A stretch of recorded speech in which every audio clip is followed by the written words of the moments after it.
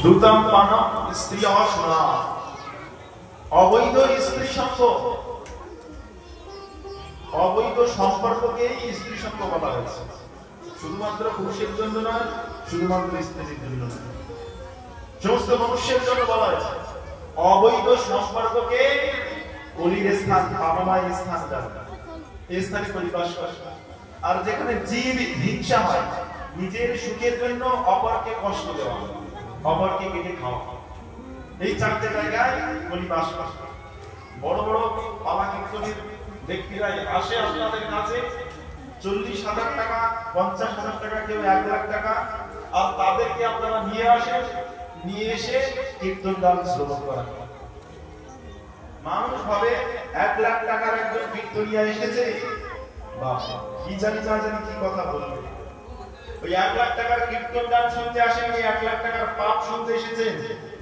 কারণ তার নিজের জীবন চরিত্র তিনি নিজে এখনো পর্যন্ত পরিবর্তন করতে পারেনি, অসৎ আচরণ থেকে নিজেকে পরিমুক্ত করতে পারেনি, কলির এই বিষয়ে এখনো পর্যন্ত পরিমুক্ত করতে পারেনি, সৎ জীবন, সাধু জীবন এখনো পর্যন্ত পালন করতে পারেনি, সৎ নীতিকে এখনো অধ্যয়ন করতে পারেনি, ভগবানের আদেশকে এখনো হৃদয়ে ধারণ করতে পারেনি।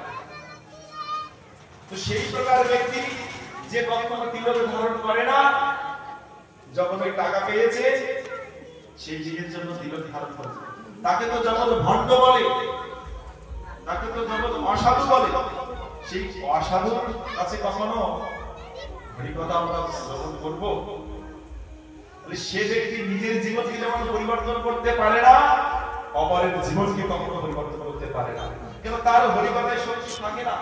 দেখুন প্রত্যেকটা গ্রামে গ্রামে হয়তো পাড়ায় পাড়ায় কি হয়, হরিনাম যজ্ঞ হচ্ছে, এই পালা কীর্তন দিচ্ছে, এগুলো আপনারা, এগুলো বলার কথা না, এগুলো আপনারা নিজেরাই একটু বিবেচনা করে দেখবেন।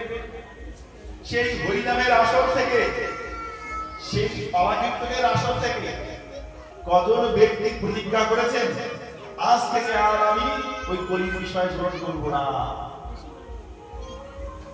আজ থেকে আমি আর মাছ খাবো না, মাংস খাবো না, আজ থেকে আমি নেশার বিষয় গ্রহণ করবো না, আজ থেকে আমি আর ওই অসৎ স্ত্রীর সঙ্গে যাবো না, আজ থেকে আমি আর টাকা দিয়ে জুয়া খেলা করবো না, আজ থেকে আমি আর মিথ্যা কথা বলবো না, আজ থেকে মানুষকে আর আমি ঠকাবো না।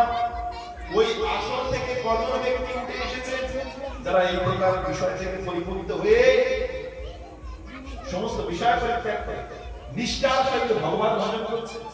কজন ব্যক্তি এসেছেন দেখাতে পারবেন একজন কেউ? বলে যারা করতে এসেছে হরিনাম তারাও করে না, যারা করাচ্ছে বলে তারাও ওই বিষয় থেকে মুক্ত হতে পারে না, যারা এসেছেন বলে তারাও করে। ওই হরিনাম শুনতে আসে, বলে ওই আসরে ওই যে বক্তা বলছেন তিনি সাধু জীবন পালন করছেন, ধর্মকথা বলছেন, আর শ্রোতাগণও বলে ওই আসরের জন্যই শুধু ধর্মকথা শুনছেন। আসর থেকে বাইরে চলে যায় আর সমস্ত ধর্ম মাথা থেকে উঠে চলে যায়। কারণ সদাচার সম্পন্ন না হলে এই ভগবানের কথা, সৎ কথা কখনো হৃদয়ে প্রকাশিত হয় না, হৃদয়ে ধারণ করতে পারে না।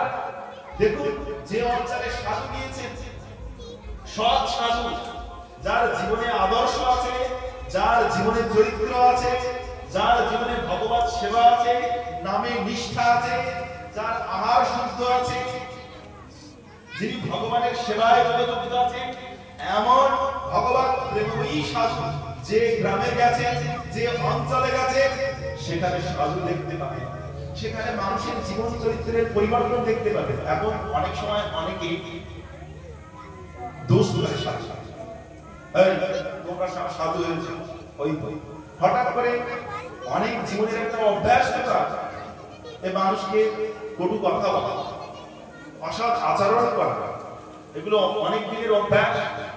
হঠাৎ একদিনেই কিন্তু অভ্যাস শুরু হয়, কিন্তু পূর্বের জীবন থেকে বর্তমান জীবনের কতগুলো পরিবর্তন এসেছে একবার বিচার করে দেখবেন। সাধু অল্প ছিদ্র সমাজ বৃহৎ রূপে দর্শন করে, কারণ বলে সাদা কাপড়ে একটা দাঁত যদি কালো দাঁত থাকে, ছোট সে দাঁতটা দেখা যায়। তাই বলে যিনি সৎসৎচরণ আশ্রয় করেছেন, সাধু জীবন পালন করছেন, পূর্বের জীবনের বিষয়বস্তু একবার বিচার করুন আর বর্তমান জীবনের বিষয়বস্তু বিচার করুন। পার্থক্য নিজেরাই দেখতে পাবে।